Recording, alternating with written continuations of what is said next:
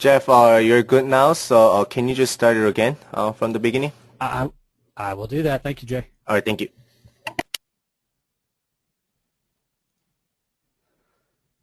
Okay, thank you, Jay. We're happy to be a part of Midas's ongoing webinar series, and I'll talk a little bit about how we use this program.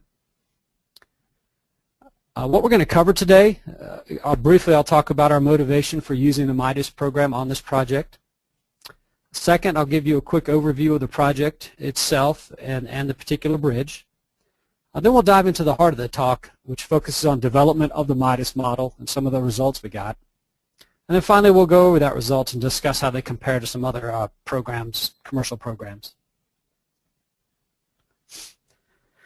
We opted to develop a Midas model for several reasons. First of all, this is a complex bridge, and we really wanted to increase our level of confidence in both the analysis and design. We wanted to make sure we were capturing everything that went on and didn't miss any crucial elements. Second, it gives us a tool that can address more than just superstructure design. So we can go beyond just designing the steel girders and the cross frames. Things we can look at include construction sequencing, and not just a deck pour, but actual erection of the steel girders themselves. We can look at thermal deformation and figure out what displacement demands are being passed on to each bearing or support.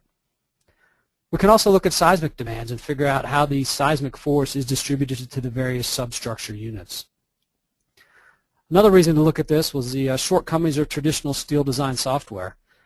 For example, people who have used MDX might realize that sometimes you get pretty high demands in your cross frames. We know why MDX is generating those, but we're not really sure that they're truly realistic of what's going on. And then finally, it gave us an example to learn and evaluate the Midas program itself. Well, this bridge is part of a very large design-build project. It's called the Ohio River Bridges. It involves crossings over the Ohio River between Indiana and Kentucky. Those are the two owners of the project. It actually consists of two separate projects. We have the East End crossing, which the Indiana Department of Transportation has taken the lead on. And we have the downtown crossing, which the Kentucky Transportation Cabinet has taken the lead on. The downtown crossing contains the bridge we'll be talking about today. It has a approximately $860 million project value, that is both design and construction. It was split into three sections, 1, 2, and 3. You can see the aerial over on the left there has the blue, yellow, and red color coding the sections. The junctions of Interstate 64, 65, and 71 come together in downtown Louisville, and that's locally known as the Kennedy Interchange, or also sometimes referred to as the Spaghetti Junction. Section 1 rebuilds this interchange in its current place, and the concept plans called for 41 permanent bridges, and the rendering on the right there shows the image of what the rebuilt interchange should look like. It involves both a mix of eye girders and tubs using both steel and concrete. Bridge AO37 is one of the 41 bridges in Section 1 of the Downtown Crossing Project. It's approximately 952 feet long and 34 feet wide. It consists of two units. Unit 1 has pre-stressed concrete girders, is about 340 feet long, and is divided into 3 spans. Unit 2 is constructed with steel eye girders, is approximately 611 feet long, and consists of 5 spans. Multi-column pier bents are used for all the substructures, and they're constructed with reinforced concrete. Now this slide shows the general layout sheet, and I realize you cannot read the text that's on there, but I wanted to try to capture an overview of this whole bridge. Those orange circles there show the Unit 2, which is what we modeled and analyzed in Midas. Zooming in, it gives you a little better idea of this bridge. Again, about 600 feet long, steel plate girders, 5 spans. The cross section on the bottom there, again, showing you the 3 girders, about 34 feet out to out.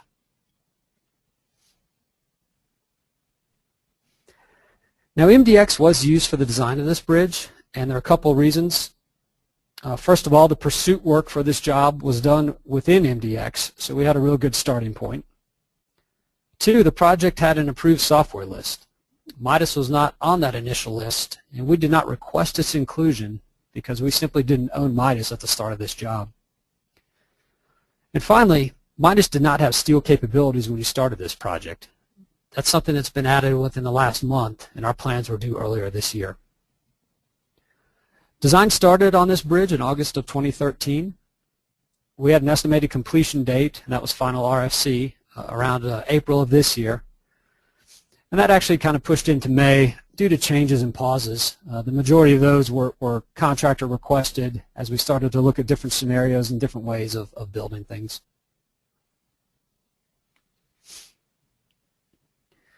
Well, as you saw in that general layout sheet, the bridge has some complex geometry. We have curved girder segments, even some straight segments. The substructures have varying skews, and then the framing plan ended up being somewhat complex as well. You can see here on the screen we also have 9 discrete pour regions for the concrete deck. And so considering all this, we used AutoCAD to develop the girder geometry. We also were able to go in and figure out how we wanted to discretize those girders along the line, and also create dummy deck elements, which is something I'll talk about in a little bit.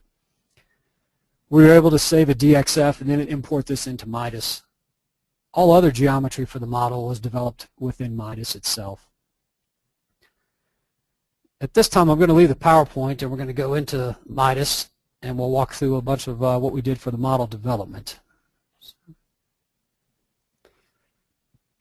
So here we are in Midas. For those that are familiar with it or maybe haven't seen it, this is the interface. You're seeing the entire bridge model here, and I have the extruded view turned on so you can see the element cross sections. And I'm going to go ahead and zoom in a minute so you can see some of this a little better.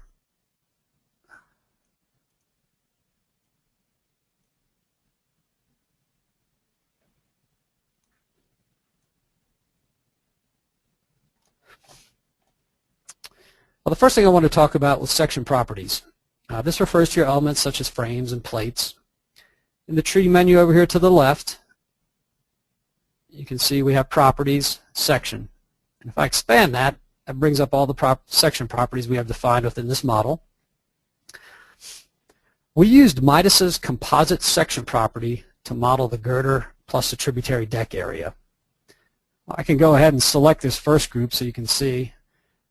Here you go, these little, the red line indicates the elements that have the property composite 1-A assigned to them. That nomenclature is this composite section for girder 1, part A. A, B, C, D, those are just increments we had to keep track of the various plate sections along the girder. The composite sections themselves are defined within this data sheet. And you can see again we've got a tributary slab width up top, the steel girder down here, and all the necessary geometry defined over here. And as well, you get material properties. So pretty robust data entry form that allows us to get all those properties in relatively quickly. We ended up with a total of 40 unique composite section properties. The number was so high because of variations in plate sizes, again, different flange thicknesses and widths, different tributary deck widths for the interior and exterior girders, and also being able to accommodate the deck pouring sequence. Well, I'd mentioned dummy deck elements earlier, and what those refer to is we need a way to connect these discrete girder lines that we've modeled with the composite section properties.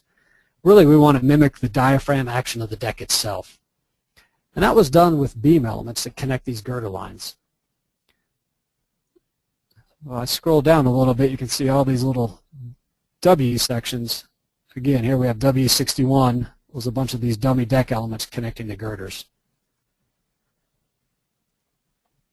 You can see it's got an 8.5-inch thickness, which is the structural thickness of the deck, and a tributary width of 61 inches. Those widths varied along the bridge depending on how we had discretized the girder. In the end, we had to have 32 different elements defined to accommodate all the required widths. We also used a weightless material for these dummy elements. Again, all we're after is the stiffness of the diaphragm action. The weight of the deck is already accounted for elsewhere within the program.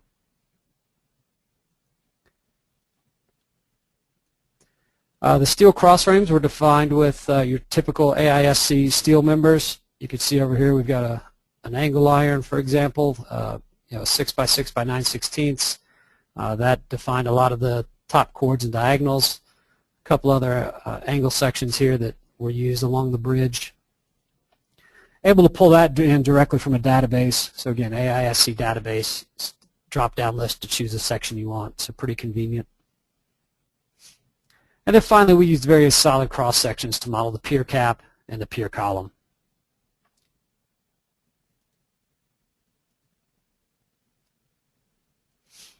We defined 3 materials with this in the model.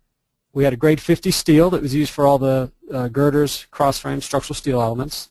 We had a 4,000 psi concrete, and then we had a weightless concrete for those dummy deck elements. The weightless concrete was also a 4,000 psi strength. We ended up using that weightless concrete for all the substructure units as well, and the reason being is that we wanted to be able to get total vertical reactions and compare that to hand calcs for just a superstructure. It's important to note that Midas does support time-dependent material properties, but we do not consider those in our analysis. Obviously, it could be something you may want to consider depending upon your project.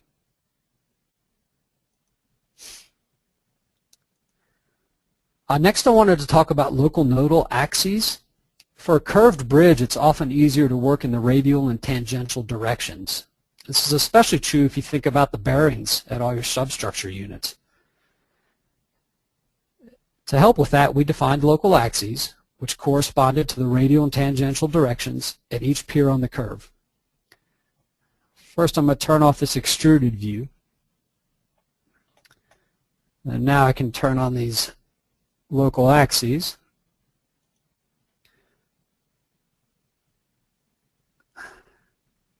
So again, you can see at this pier we have a tangential. The x-axis is tangential, the y-axis is radial, and that just facilitates input for various things. You might also notice that we have some local axes at these cross frames, and those are allowed us to define restraints that are ultimately required for computational stability. And what I'm referring to here is that the cross frames themselves were modeled as truss elements, so they only have an axial force. Therefore, we needed to provide some out-of-plane restraint at that knee. And local axes really facilitated the definition of such restraints.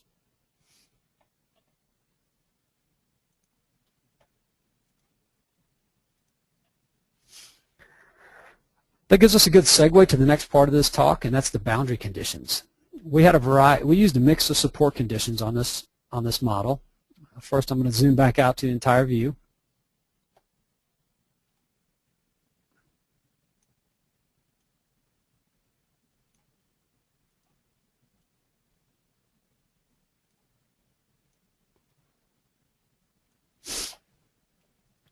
Rigid supports. Well, we used rigid supports to enforce full fixity at the bottom of the pier columns. We also used them to prevent transverse and vertical translation at abutment number 2, that being the far abutment out here. We can turn this symbology on in Midas, and you can see this kind of a hexagonal shape. It's got 6 little wedges in it. And if the wedge is green, it means that degree of freedom is restrained. And so we have all 6 restrained here. Again, full fixity. Down here at that far abutment, if you start at about 1 o'clock, that is the X direction, Y, Z, and then your rotations. So you can see we have 2 of the 6 restrained. We also use spring supports. We have linear springs to prevent the out-of-plane motion at the knee of the cross frames. That's something I had just mentioned a few minutes ago. We chose springs because they can limit the motion without drawing a large amount of force to that joint that a rigid support might tend to do. We also had springs to mimic the longitudinal resistance of the bearing at abutment 2. And just like these rigid supports, we can turn on symbology for the spring supports as well.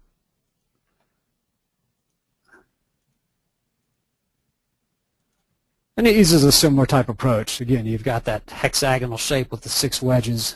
This time yellow indicates an active spring. Blue indicates a spring is not applied in that direction. Finally, we used elastic links to help connect model portions at their proper locations. We used rigid elastic links to connect the cross frames cross-frame nodes at the girders. And I can turn those on as well.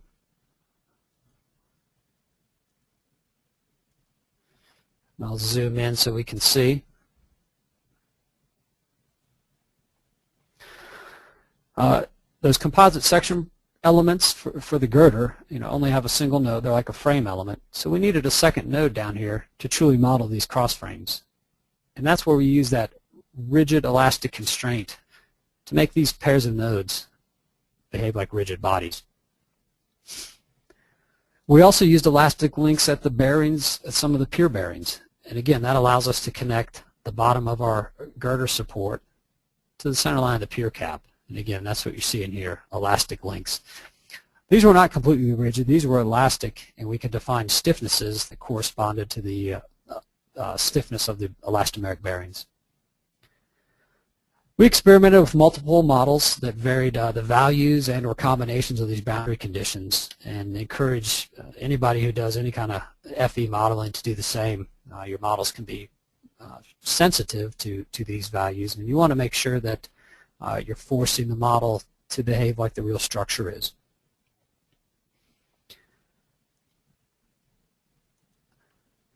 I was going to talk next about construction staging, and recall that one of our motivations for using Midas was the ability to replicate construction sequencing.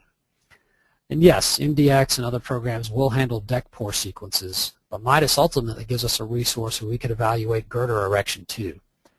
That question hasn't been asked, but we suspect it may be coming from the contractor once they get a little farther into construction of this bridge. We had a total of 12 construction stages. The first one being steel erection. Second, we put up deck formwork. Then we had 9 deck placements, if you recall that AutoCAD drawing I showed earlier. And then we had a final step, which was curing, just allowing the entire deck to harden. Now let me zoom back out so we can see the whole bridge.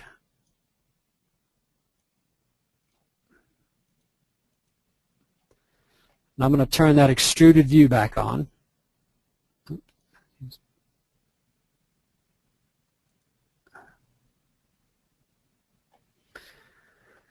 And now if I select just the girder erection stage, you can see all the deck elements go away, and we're seeing just the steel girders. That's all we have activated at that stage, as well as the substructure elements. And if I jump ahead and select deck placement 1, no visible change. And that makes sense because all we have really done is added the load of the wet deck from pour 1. If I move forward to pour 2, you can see we now have elements activated. These are the elements that were placed in deck pour 1. They have now hardened and act with the structure. And then we would have the loads for deck